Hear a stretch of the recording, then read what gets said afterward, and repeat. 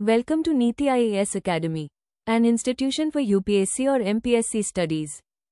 मित्रांनो, MPSC प्रिलिमची तयारी आता जोरात चालू असेल, कारण 28 सप्टेंबर डेट जवळ आली.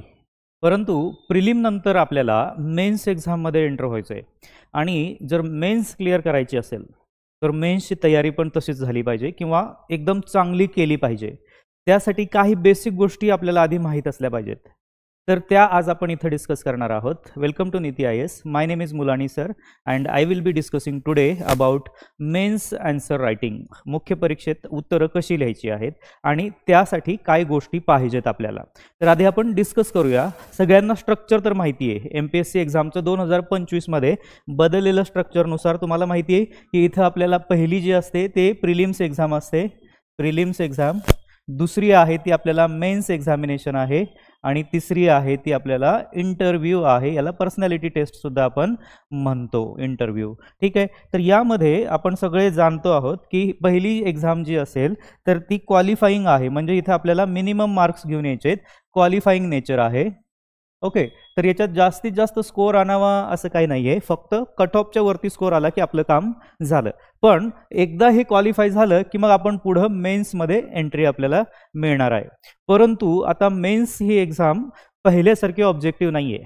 यावर्षी MPSCचा नवीन पॅटर्न आहे आणि नवीन पॅटर्न कसा आहे तर तो UPSC सारखा सेम आहे. मग UPSCमध्ये काय होतं तर हे सगळे डिस्क्रिप्टिव्ह आन्सर्स आपल्याला लिहायचे आहेत. मग याच्यासाठी काय तयारी करावी लागेल किंवा याचं नेचर कसं असतं, ह्या प्रश्नांचं नेचर काय आहे, हे आज आपण इथे डिस्कस करणार आहोत. तर मेन्स एक्झाम आपल्याला माहिती आहे आता डिस्क्रिप्टिव्ह झालेली आहे. इथं टोटल 7 पेपर्स आहेत. आपल्याला 7 पेपर्स लिहायचे आहेत. तुम्ही म्हणाल सर टोटल 9 पेपर्स आहेत. बरोबर आहे. प्लस हे जे 2 पेपर्स जे आहेत तर ते क्वालिफाईंग आहेत, म्हणजे याचा जो स्कोअर आहे तर तो काही आपल्या मार्कांमध्ये धरला जाणार नाहीये. त्याच्यामुळे आपल्याला एवढी त्याची काळजी करायचं काही काम नाहीये. परंतु हे 7 पेपर्समध्ये आपल्याला मॅक्सिमम स्कोअर घेऊन यायचं आहे आणि त्यानंतर आपल्याला इंटरव्ह्यूचा कॉल येतो आणि मग इंटरव्ह्यू झाला की दोन्हींचे मार्क्स ॲड होतात. बघा, मेन्स आणि इंटरव्ह्यू या दोन्हींचे मार्क्स ॲड होतात. तुम्ही जर बघाल तर मेन्स आणि इंटरव्ह्यू टोटल मेन्सचा स्कोअर आणि इंटरव्ह्यूचा स्कोअर, तर इंटरव्ह्यू एवढा आहे, हा 14% आहे टोटलच्या. तर मेन्स जी आहे हे मेन्स आहे आणि मेन्स टोटल 86% हा आपल्याला मेन्सचा पार्ट आहे, हा इंटरव्ह्यूचा पार्ट आहे. ओके. याने की मेन्सवरती फोकस खूप चांगला करणं गरजेचं आहे. टोटल मेन्सचे मार्क्स आपण बघाल तर ते 1750 आहेत. ठीक आहे. 1750 टोटल मार्क्स आहेत इथे आणि इंटरव्ह्यूचे मार्क्स किती आहेत तर ते 275 मार्क्स आहेत. ओके, इंटरव्ह्यूमध्ये. ठीक आहे. तर अशा प्रकारे हे यांचं विवरण आहे. तर इंटरव्ह्यू 275 मार्कांचा आहे, परंतु हा 1750 मार्कांसाठी आपल्याला बरंच काय करायची गरज आहे. ठीक आहे. तर ह्या दोन्हींचा स्कोअर मिळून आपल्याला फायनल लिस्ट येणार आहे आणि या फायनल लिस्टमध्ये जर आपण असेल तर आपल्याला पोस्ट देखील मिळणार आहे. ओके. सो मेन्ससाठी काय काय करायची गरज असेल तर ते आता आपण याच्यात पुढं डिस्कस करूया. तुम्ही जर बघाल तर मेन्समध्ये टोटल 7 पेपर्स आपल्याला बघायला मिळत आहेत इथे. 7 पेपर्स, जे की कंपल्सरी पेपर्सबद्दल बोलतोय मी. क्वालिफाईंग पेपर्स यानी की इंग्लिश आणि मराठी लँग्वेजचे जे पेपर आहेत त्याच्याबद्दल आता इथे डिस्कस नाही करत आहे. हे जे 7 पेपर्स आहेत तर ते आपल्याला कंपल्सरी पेपर्स आहेत. पहिला पेपर काय आहे आपल्याला, एसे यानी की निबंध आहे. दुसरा काय आहे आपल्याला, GS1 आहे. तिसरा पेपर काय आहे तर तो आहे GS2. चौथा पेपर GS3. पाचवा पेपर GS4. सहावा पेपर आहे optional paper 1, optional paper 1. And सातवा पेपर जर बघाल तर ऑप्शनल पेपर 2. ओके. असे टोटल 7 पेपर्स आपल्याला लिहायचे आहेत. ओके. मार्कांचं विवरण जर बघाल तर यामध्ये एसे आपल्याला 250 मार्कांचा आहे. GS1 देखील 250, GS2 देखील 250, GS3 250, GS4 250, ऑप्शनल 1 250 आणि ऑप्शनल 2 देखील 250 मार्कांचा आहे. तर अशा प्रकारे टोटल स्कोअर इथं आपल्याला किती मिळतोय, टोटल स्कोअर मिळतोय 1750 मार्क्स आहेत. ओके. आणि या 1750 मध्ये आपल्याला जास्तीत जास्त स्कोअर घेऊन यायचं आहे. तर त्याच्यासाठी कशी उत्तरं लिहायची किंवा काय असला पाहिजे मेन्सचा आन्सर रायटिंगचा फंडा, तर ते इथं आपण डिस्कस करायचं आहे आज. ठीक आहे. तर मोठा मोठा प्रश्नांचं स्ट्रक्चर काय आहे ते सांगतो, मग पुढे जाऊया. एसेमध्ये आपल्याला 2 एसेज लिहायचे, 2 एसेज आहेत.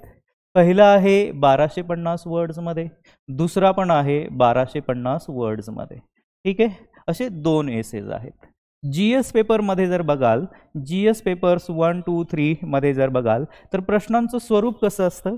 प्रश्नांचं स्वरूप असतं 2 प्रकारचं. एक आहे आपल्याला 10 मार्कर क्वेश्चन्स असतात, 10 मार्क्स, आणि दुसरं आहे 15 मार्क्सचे क्वेश्चन्स असतात. अशा 2 प्रकारचे प्रश्न आपल्याला बघायला मिळतात. याच्यामध्ये जर बघाल तुम्ही तर इथं आपल्याला 10 मार्क्समध्ये 150 वर्ड्समध्ये उत्तर लिहायचे आणि 15 मार्कांचा जो प्रश्न आहे इथं 250 वर्ड्समध्ये आपल्याला इथं उत्तर लिहायचं आहे. ओके, तर अशा प्रकारची उत्तरं आपल्याला GS4 इथिक्समध्ये थोड्या वेगळ्या प्रकारचे प्रश्न येतात. तिथं केस स्टडी येते, पार्ट 2 असतात त्याच्यामध्ये, याच्यामध्ये पण असतात, परंतु इथिक्समध्ये जर बघाल तर 2 पार्ट्समध्ये आपल्याला दिसतं. पार्ट 1 जो आहे तिथं आपल्याला थेअरीवरती प्रश्न येतात, तर पार्ट 2 जो आहे तिथं केस स्टडीज येतात. 20 मार्काला एक केस स्टडी प्रमाणे तिथं केस स्टडीज असतात. आणि ऑप्शनलमध्ये वेगवेगळ्या प्रकारचे प्रश्न, म्हणजे तिथं टोटल 8 प्रश्न आहेत. पार्ट 1 मध्ये 4 प्रश्न, पार्ट 2 मध्ये 4 प्रश्न. त्यातला क्वेश्चन 1 आणि क्वेश्चन 5 कंपल्सरी, ते आपण ऑप्शनलच्या पेपरच्या वेळी डिस्कस करूया. मी त्याचं पूर्ण विवरणही तुम्हाला तिथं देईल. ओके, सो मोठं आपल्याला हे लक्षात ठेवायचं आहे की 2 प्रकारचे प्रश्न आपल्याला येणार आहेत आणि 2 प्रकारचे नंबर ऑफ वर्ड, यानी की इथं 150 वर्ड तर इथं 250 वर्ड्समध्ये उत्तर आपल्याला लिहायचे. एवढं आपल्याला तर समजलेलं आहे इथे. ठीक आहे, तर आता आपण पुढे जाऊया की मेन्समध्ये उत्तर लिहिण्यासाठी सर काय आवश्यक आहे? मुख्य परीक्षा आणि याच्यामध्ये उत्तरं कशी लिहायची, ॲन्सर्स कसे लिहिले पाहिजेत, ॲन्सर्स. आणि ह्या ॲन्सर्स लिहिण्यासाठी काही पॅरामीटर्स आहेत का, की त्या पॅरामीटर्स आपण शिकता येतील का? पॅरामीटर्स, तर इथं आपण काही पॅरामीटर्स बघणार आहे उत्तरं लिहिण्यासाठी. बघा, कुठलाही प्रश्न जेव्हा आपल्याला येतो मेन्समध्ये तर तो पहिल्यांदा आपल्याला समजून घेणं गरजेचं आहे की विचारलं काय आहे. ओके, जनरली आपल्याला मोठे जे उत्तर आहेत 250 मध्ये तर तिथं प्रश्नामध्ये 2 ते 3 पार्ट्स दिसून येतात. त्याचसोबत 150 मार्कांचा जो प्रश्न आहे तिथं 1 पार्ट किंवा 2 पार्ट्स दिसून येतात. तर प्रश्नाला समजून घेणं खूप गरजेचं आहे की विचारलं काय आहे. आणि प्रश्नांसोबत काही कीवर्ड सुद्धा असतात, ते मी पुढे चालून तुमच्याशी डिस्कस करणार आहे की ते कीवर्ड आपल्याला लक्षात घेणं गरजेचं आहे व्हाईल रायटिंग दी ॲन्सर्स. ओके, तर आता इथं पॅरामीटर्स काय असले पाहिजेत? कुठलाही प्रश्न जेव्हा येतो तेव्हा त्याचा संदर्भ काय आहे, संदर्भ, तो प्रश्न आपल्याला का विचारला गेलाय, कंटेक्स्ट काय होता, हे आपल्याला आधी समजून घ्यायचं आहे. कुठलाही प्रश्न जेव्हा MPSC किंवा UPSC एक्झाम्समध्ये येतो तर त्याला काहीतरी बेसिस असतं, असाच प्रश्न येत नाही. So what is that basis, what is the context of asking this question, we will have to understand this first. Okay, this is the पहिला पॅरामीटर आहे. दुसरा पॅरामीटर जे आहे तर त्याच्यामध्ये आपल्याला लिहायचं काय आहे, तर कंटेंट काय असला पाहिजे, त्यासाठी हे आपण लक्षात घ्यायचं आहे की काय लिहिलं पाहिजे. ओके, लिखाण काय करायचंय, त्याला कुठला कंटेंट दिला पाहिजे त्या प्रश्नासाठी, याच्याबद्दल आपल्याला ब्रेनस्टॉर्म करायचं आहे. तिसरा पॅरामीटर जर बघाल तर याच्यामध्ये याचं स्ट्रक्चर कसं असलं पाहिजे, स्ट्रक्चर उत्तराचं. ठीक आहे, नंतर आपल्याला इथं त्याला इंट्रोडक्शन देता येते का, त्याचा इंट्रोडक्शन इथं आपल्याला त्याला देता येते का, याच्याबद्दल विचार करावा लागेल, इंट्रोडक्शन. ठीक आहे, आणि नेक्स्ट पॅरामीटर जर बघाल तर त्या उत्तराचं प्रेझेंटेशन कसं करता येईल, प्रेझेंटेशन. Okay, presentation. आणि पुढचा पॅरामीटर म्हणजे त्या उत्तराचा मुख्य गाभा जो आहे, मुख्य गाभा तो काय असेल, यानी की आपण त्याला बॉडी ऑफ द आन्सर असं म्हणूया, body of the answer, body of the answer.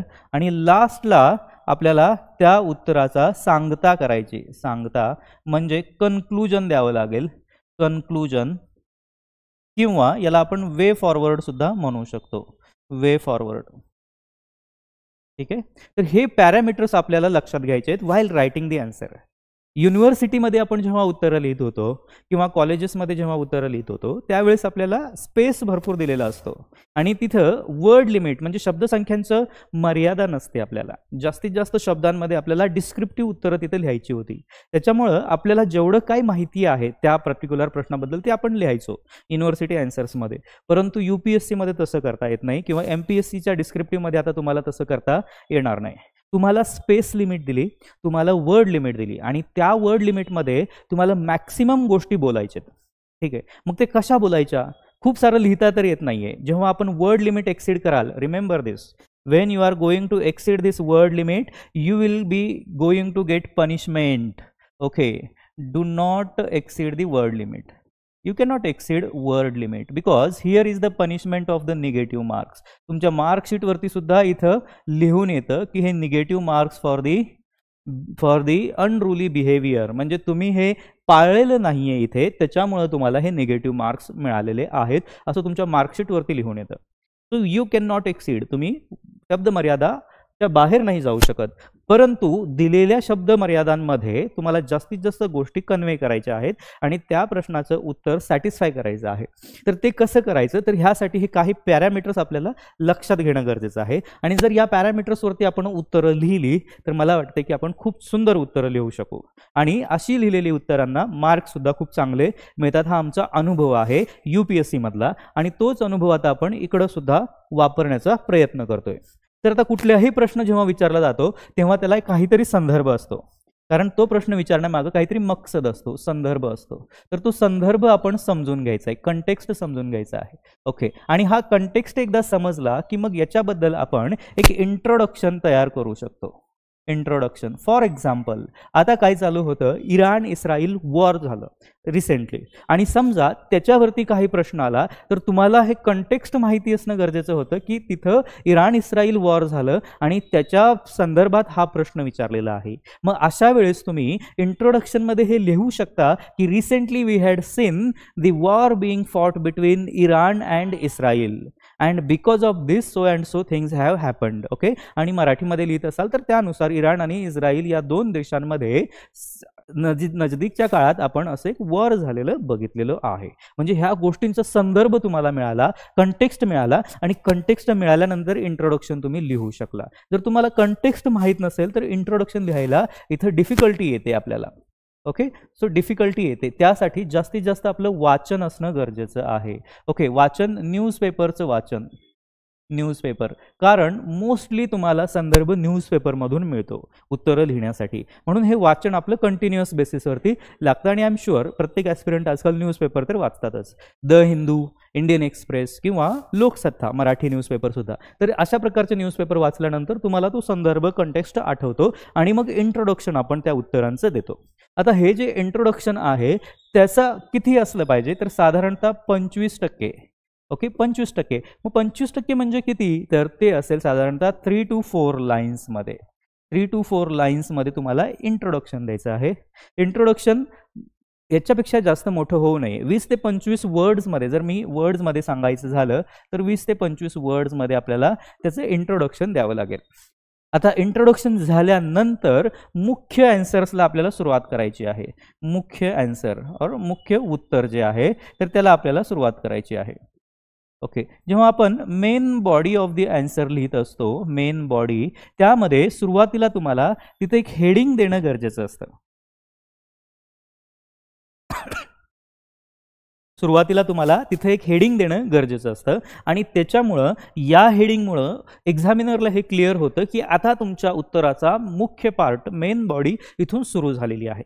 आणि मग त्या खाली तुम्हाला पॉइंट बेसिसवरती उत्तरं लिहावीत असं अपेक्षित आहे. पॉइंट बेसिसवरती जनरली उत्तरं लिहिताना पॉइंट्सचाच वापर करायचा. आता त्याच्यामध्ये 2 प्रकारच्या थेअरीज आहेत, त्याच्याबद्दल मी पुढच्या 5 मिनिटात बोलणारच आहे. पण जनरली कोशिश ही करायची की पॉइंट्समध्ये उत्तरं लिहावीत. पॅरेग्राफ्स लिहावा चालेल, काही उत्तरांमध्ये पॅरेग्राफ्स लिहावा लागतो. सगळी उत्तरं फक्त पॉइंट्समध्येच लिहावीत असं नाही आहे, परंतु जेव्हा आपण पॉइंट्समध्ये उत्तरं लिहितो तेव्हा तिथं ग्रॅमॅटिकल मिस्टेक कमी होतात, पहिली गोष्ट. दुसरी गोष्ट, आपल्याकडं वेळही कमी आहे. 7 ते 8 मिनिट मिळत आहेत 150 वर्ड लिहिण्यासाठी, 7च मिनिट, नॉट इव्हन 8. आणि 9 ते 11 मिनिट्स मिळत आहेत 250 वर्ड्स लिहिण्यासाठी, 11 मिनिट. मग या कमीत कमी वेळात जास्तीत जास्त जेव्हा कन्वे करायचं असेल त्यावेळेस पॅरेग्राफ वाईज आन्सर्स लिहिण्यासाठी वेळ नसतो. म्हणून कोशिश ही असेल की जास्तीत जास्त उत्तरांमध्ये पॉइंट्स वापरा, अधूनमधून एखाद दुसरा पॅरेग्राफ जरूर वापरावा, कारण मोनोटोनस उत्तरं होऊ नयेत. ठीक आहे, तर याची काळजी आपल्याला इथं घ्यायची असते. आणि ही main body of the answer झाल्यानंतर फायनली आपल्याला उत्तराचं कन्क्लूजन जी सांगता आहे तर ती करावी लागते. कन्क्लूजन, ओके, आणि हे कन्क्लुडिंग पॅराग्राफ जो आहे तर तोही 20 ते 25 शब्दांमध्ये आपल्याला द्यायचा आहे, 20 ते 25 शब्दांमध्ये. ठीक आहे, अशा प्रकारे उत्तराचं तुमचं स्ट्रक्चर असेल. आणि ह्या स्ट्रक्चरमध्ये जेव्हा तुम्ही उत्तर लिहिता, या स्ट्रक्चरमध्ये, स्ट्रक्चर आपण समजून घेतोय, या स्ट्रक्चरमध्ये जेव्हा आपण उत्तर लिहितो त्यानंतर एक्झामिनरला हे उत्तर वाचण्यासाठी सुद्धा सोपं जातं. आणि हे पॉईंट वाईज लिहिल्यामुळं तुम्ही प्रत्येक पार्ट क्वेश्चनचा इथं कव्हर करता. ओके, प्रत्येक पार्ट कव्हर होतो, जेणेकरून प्रश्नाला चांगल्या प्रकारे जस्टिफाय करता येतं. ठीक आहे, तर 25 मार्कांचा जो 250 वर्डचा जो प्रश्न आहे आणि 150 वर्डचा जो प्रश्न आहे, या दोन्हींसाठी ही मेथड आपल्याला वापरायची आहे. स्ट्रक्चर ऑफ द आन्सर ज्याला म्हणतो, तर ते आहे की सुरुवातीला एक कंटेक्स्ट समजून संदर्भ द्यायचा आहे, नंतर मुख्य गाभा आहे उत्तराचा, आणि शेवटी आहे ती सांगता करायची उत्तराची. ठीक आहे, हे झालं स्ट्रक्चर. आणि 250 वर्डचं जेव्हा उत्तर लिहिणार असाल तेव्हा या मुख्य गाभ्यामध्ये, मुख्य गाभा जो आहे याच्यामध्ये काही पॅरेग्राफ सुद्धा तुम्ही वापरू शकता, paragraphs, so that the answer should not become monotonous just in the point format. आता मी प्रेझेंटेशनकडे येणार आहे आणि त्याच्यामध्ये मी तुम्हाला वेगवेगळ्या गोष्टी सुद्धा सांगणार आहे की प्रेझेंटेशन करताना काय लक्षात ठेवायचं आहे. परंतु ह्या स्ट्रक्चरवरती एकदा तुम्ही योग्य तऱ्हेने फोकस करायचं आहे. आणि हे शिकण्यासाठी आणि हा जो स्ट्रक्चर आहे ते आत्मसात करण्यासाठी तुम्हाला जास्तीत जास्त प्रॅक्टिस करावी लागेल, प्रॅक्टिस करावी लागेल. आणि त्यासाठी जास्तीत जास्त आपल्याला न्यूजपेपर्सवरती रीडिंग वगैरे ठेवावी लागेल, newspapers.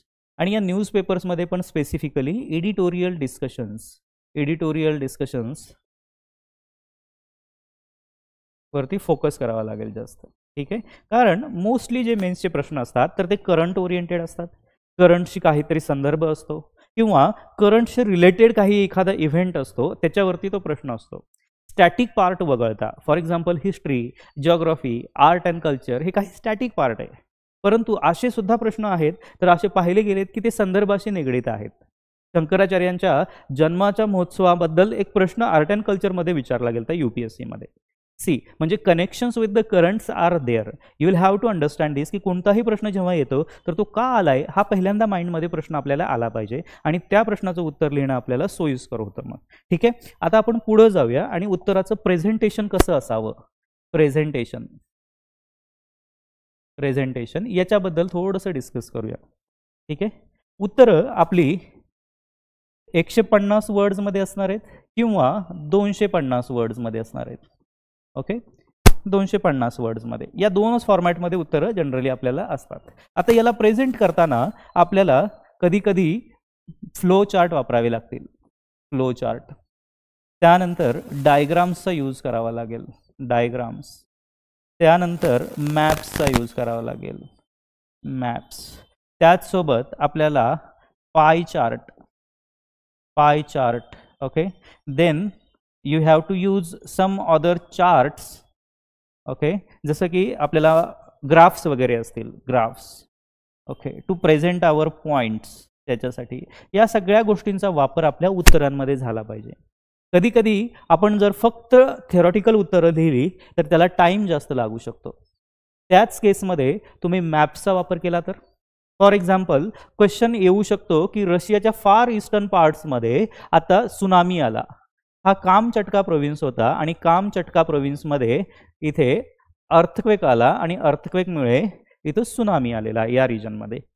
It is very easy, तुम्ही हा कामचटका प्रोव्हिन्स इथे दाखवा मॅप्समध्ये आणि इथे दाखवा की इथं अर्थक्वेक झाला. एक्झामिनरला तुम्हाला काय म्हणायचं आहे ते लगेच कळून जातं. त्याच्यामुळं डायग्रामचा, फ्लो चार्टचा, पाय चार्टचा मदत आपल्याला उत्तर लिहिताना घ्यायची आणि अशा उत्तरांना चांगले किंवा जास्तीत जास्त मार्क्स मिळतात. आणि हे तुम्ही जर नाही वापरलं तर त्या केसमध्ये तुम्हाला कमी मार्क्स मिळतील, एवढं गॅरंटेड आहे. सो उत्तरं लिहिताना या गोष्टींचा आपल्याला हेल्प घ्यायची आहे.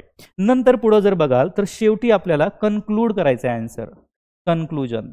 मग कन्क्लूजन देताना आपल्याला काही नवीन प्रश्न इथं उद्भवायचे नाही आहेत, न्यू क्वेश्चन्स. इथं काहीही न्यू क्वेश्चन्स नाही आला पाहिजे. ओके, जे काही आपण आधी डिस्कस केलेलं आहे उत्तरामध्ये याच्यासाठीची सांगता आपल्याला द्यायची आहे. एक कन्क्लुडिंग रिमार्क जो असतो तो आपल्याला इथं द्यायचा आहे. याला तुम्ही कधी कधी वे फॉरवर्ड सुद्धा घेऊ शकता, कारण प्रश्नामध्ये काही इश्यू, काही प्रॉब्लेम्स डिस्कस केलेले असतात उत्तर लिहिताना, तर त्याचं सोल्युशन सुद्धा तुम्ही इथं कन्क्लुजनमध्ये देऊ शकता, जर तुम्हाला तशा प्रकारचं सोल्युशन आठवत असेल किंवा येत असेल तर, जेणेकरून उत्तरांमध्ये आपल्याला एक पूर्णत्व दिसतं. पूर्णत्व, कम्प्लिशन ऑफ द आन्सर, याला आपण म्हणूया completion of the answer. Okay. आणि जेव्हा हा कन्क्लुडिंग रिमार्क आपण देतो त्यावेळेस एक्झामिनरला समजतं की त्या पर्टिक्युलर कॅन्डिडेटने उत्तर पूर्णपणे लिहिलेलं आहे आणि या प्रश्नाला योग्य त्या तऱ्हेने जस्टिफाय केलेलं आहे. त्याच्यामुळं कुठलंही उत्तर आपलं अर्धं राहत नाही आहे आणि एक्झामिनरच्या माइंडमध्ये कन्फ्युजनही राहत नाही आहे की आपलं उत्तर पूर्ण झालं आहे की नाही झालं आहे. ठीक आहे. तर हा पूर्ण जो स्ट्रक्चरल पार्ट होता मुख्य आन्सर लिहिण्याचा, तर तो आपण पाहिलेला आहे. आता काही प्रश्न घेऊन मी तुम्हाला त्याचं उदाहरणार्थ समजवेल की उत्तर लिहिताना कसं आपण त्याच्याकडे लक्ष दिलं पाहिजे. ठीक आहे. तर आता एक प्रश्न घेऊया आपण.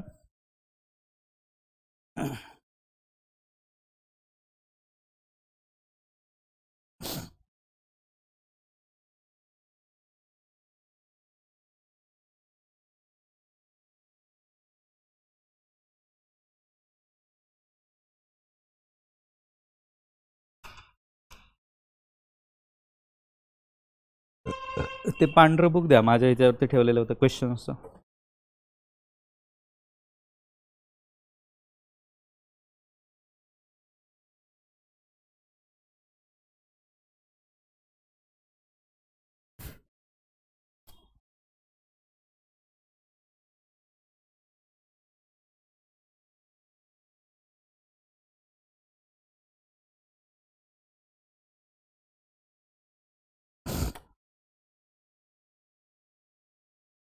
आता UPSCच्या मेन्स एक्झाममध्ये प्रश्न विचारला होता, तर तो प्रश्न आपण घेऊया. 2014 सालचा हा प्रश्न आहे.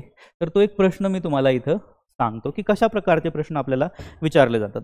तुम्ही जर बघाल तर प्रश्न आहे, पानिपतची तिसरी लढाई 1761 मध्ये लढली गेली.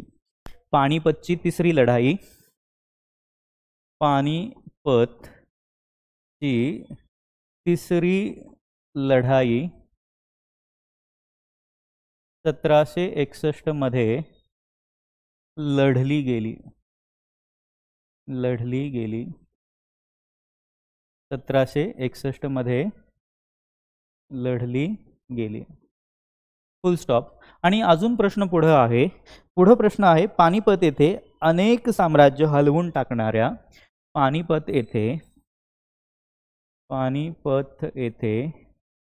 अनेक साम्राज्य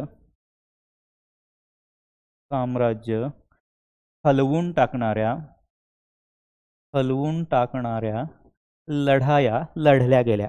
हलवून टाकणाऱ्या लढाया का घडल्या? लढाया का घडल्या? प्रश्न मार्क. ठीक आहे. तर अशा प्रकारे आपल्याला हा प्रश्न आहे. पानिपतची तिसरी लढाई 1761 मध्ये लढली गेली, फुल स्टॉप. आणि पानिपत येथे अनेक साम्राज्य हलवून टाकणाऱ्या लढाया का लढल्या गेल्या, और लढाया का घडल्या. ठीक आहे. असा हा प्रश्न आहे. 150 मार्कांसाठीचा हा प्रश्न आहे. 150 वर्ड्स. ओके. 150 वर्ड्ससाठीचा हा प्रश्न आपल्याला बघायला मिळतो, 10 मार्कांचा. ठीक आहे. 10 मार्कांचा हा प्रश्न आहे. 150 वर्ड्स आहेत, नॉट मार्क्स. ठीक आहे. तर अशा प्रकारे हा प्रश्न आपल्याला आहे. तुम्ही बघा, आता प्रश्नाला बघाल तर तुम्हाला 2 पार्ट्स दिसतात प्रश्नामध्ये. एक आहे सर पहिलं स्टेटमेंट आणि दुसरं स्टेटमेंट आहे. असं प्रश्नाला 2 पार्ट्स आहेत. मग तुमच्या आन्सर्समध्ये सुद्धा तुम्ही पार्ट 1 आणि पार्ट 2 करू शकता. खूप सोपं आहे मेन्सची उत्तर लिहिणं, फक्त ते समजून घ्यायचं आहे. खूप जास्त एक्स्ट्रा इन्फॉर्मेशन द्यायची नाही आहे, कारण एवढा वेळही नाही आहे आणि स्पेसही नाही आहे. उत्तरं लिहायची कशी एवढं समजून घ्यायचं आहे. पार्ट 1 आणि पार्ट 2 आपल्याकडे 2 पार्ट्स झालेले आहेत. ठीक आहे. उत्तराचा ढाचा आपल्याला माहिती आहे. पहिल्यांदा आपल्याला इंट्रोडक्शन द्यायचं आहे. आता हे हिस्ट्रीचा एक प्रश्न आहे. मग इंट्रोडक्शन काय देणार? तर हिस्ट्रीमध्ये आपल्याला सांगावं लागेल की अशा प्रकारे वेगवेगळे साम्राज्यांनी जे एशियन पार्ट म्हणजे एशियातले काही साम्राज्य जे होते, जे अफगाणिस्तानातून आले किंवा पर्शियातून आले, त्यांनी वेळोवेळी भारतावरती हमले केलेले आहेत आणि भारतातली संपत्ती लुटून नेलेली आहे, असं तुम्ही त्याला इंट्रोडक्शन देऊ शकता. कारण जो अहमद शाह अब्दाली होता तर तो कुठून आलता, तर तो इराण, अफगाणिस्तान त्या रिजनमधून इथं आलेला होता. मग त्याच्यामुळं इथं येऊन त्याने कशासाठी आलता, तर इथली संपत्ती लुटण्याच्या हेतूने आलता. याच्या आधी सुद्धा 2 वेळा जे काही हमले झालेले होते त्यांचा मकसद भारतावरती राज्य करणं हा नव्हताच आणि ते इथं थांबलेही नाहीत. त्यांचा मकसद एवढाच होता की इथं यायचं, इथली संपत्ती लुटून न्यायची, एवढाच मकसद होता. मग तुम्ही त्याच्या संदर्भात इथं इंट्रोडक्शन देऊ शकता आणि एकदा इंट्रोडक्शन दिलं की मेन बॉडी जी आहे तुमची, main body of your answer, you can divide this in 2 part. Okay, here is the part 1. Part 1 मध्ये तुम्हाला काय लिहायचं आहे की पानिपतची तिसरी लढाई 1961 मध्ये लढली गेली. मग तुम्ही इथं तिसरी लढाईबद्दल एक्स्ट्रा माहिती तुम्ही थोडीशी दिली पाहिजे, लढाई, आणि याच्याबद्दलची माहिती इथं आपल्याला लिहायची आहे. ABCD whatever the points we have, याच्यामध्ये आपल्याला इथं उत्तर लिहायचं आहे. आता हे झालं 25 वर्ड्स मान लेते हे की 25 वर्ड्स इथे झाले. ओके, आणि कन्क्लुजन जे आहे इथे आपलं, तर त्याच्यासाठी 25 वर्ड्स आपल्याला लागणार आहेत. कन्क्लुजन इथं 25 शब्द इथं जाणार आहेत, 25 वर्ड्स. तर आपल्याकडे उरले किती हो, आपल्याकडे उरले 25 आणि 25 गेल्यानंतर सर माझ्याकडे 100 वर्ड्स शिल्लक आहेत, यानी की 100 शब्द शिल्लक आहेत आणि या 100 शब्दांमध्ये मला हे उत्तर लिहायचं आहे. ऑन एन ॲव्हरेज तुम्ही बघाल तर कुठल्याही कॅन्डिडेटचं एका लाईनमध्ये किती वर्ड्स बसतात, तर एका लाईनमध्ये सर 5 वर्ड्स बसतात ऑन एन ॲव्हरेज.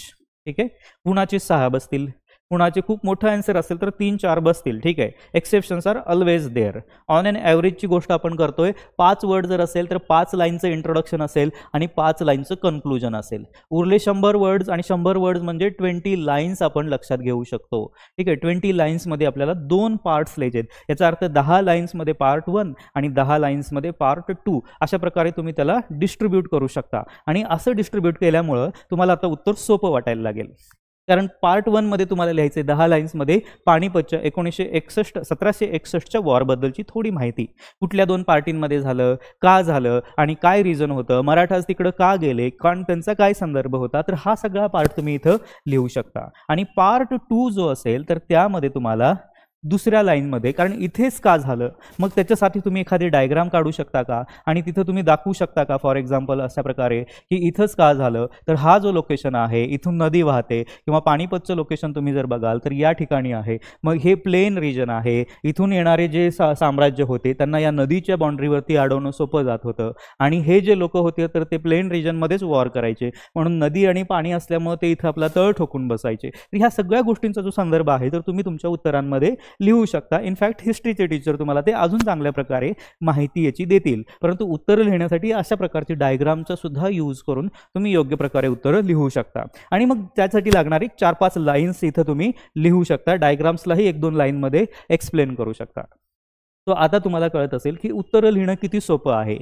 परंतु मुख्य गोष्ट ही आहे की ते उत्तरं तुम्हाला प्रश्न समजून घ्यायचा, त्याचे पार्ट समजून घ्यायचे, त्याला डिवाइड करायचं आणि ह्या आपल्या ज्या स्ट्रक्चर्समध्ये आहे तर ते त्यात बसवायचं.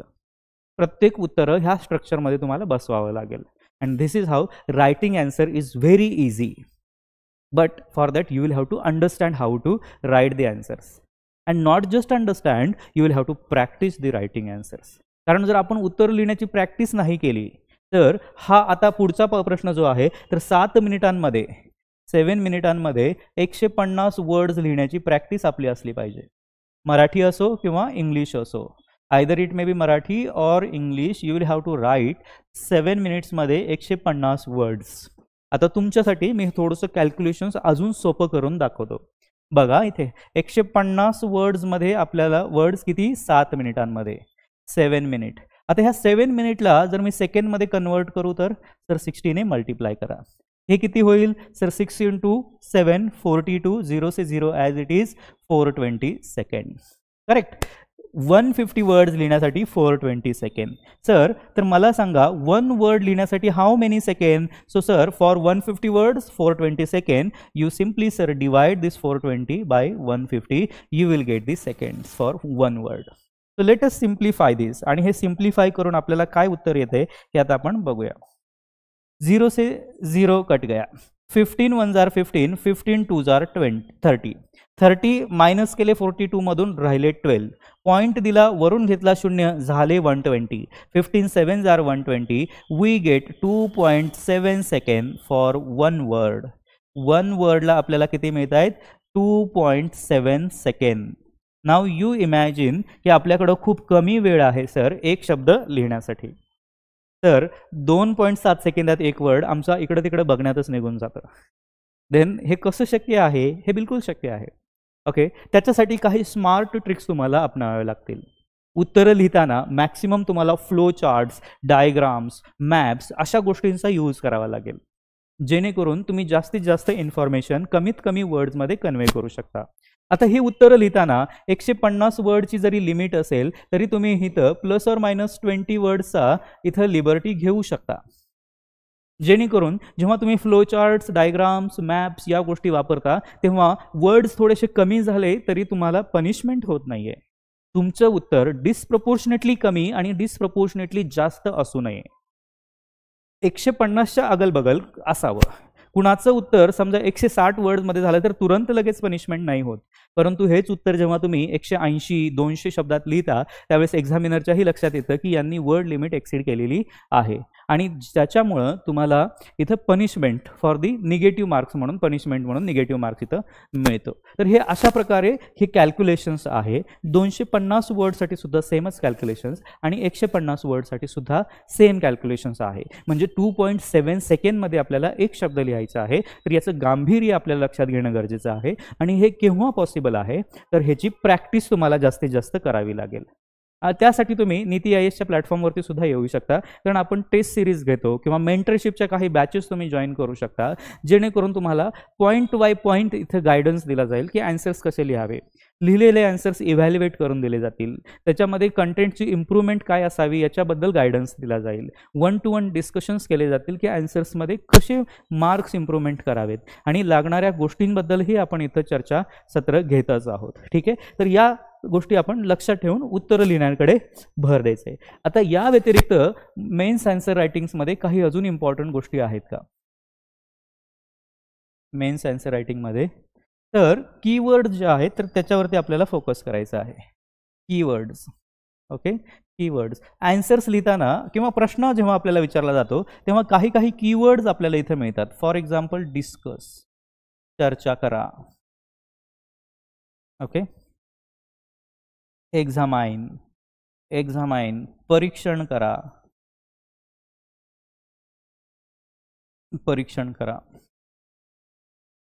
ठीक आहे, तर अशा प्रकारचे कीवर्ड जेव्हा आपल्याला प्रश्नांमध्ये दिसतील तर त्या कीवर्ड्सकडे आपलं लक्ष आकर्षित करून घेणं गरजेचं आहे. कारण MPSC किंवा UPSC जेव्हा हे कीवर्ड्स प्रश्नांच्या शेवटी सुरुवातीला जेव्हा देतं तर त्याला मिनिंग आहे आणि हे मिनिंग लक्षात घेऊन आपल्याला त्याची आन्सर्स लिहिणं गरजेचं आहे. मोस्टली काय होतं की स्टुडंट्स या कीवर्ड्सकडे दुर्लक्ष करतात आणि दुर्लक्ष करून त्यांना जे पाहिजे तेच उत्तरं ते लिहितात आणि जेव्हा एक्झाम देऊन बाहेर येतात दे आर व्हेरी हॅपी. त्यांना असं वाटतं की आपण सगळा पेपर कव्हर केलेला आहे, नाव I am going to get very good marks.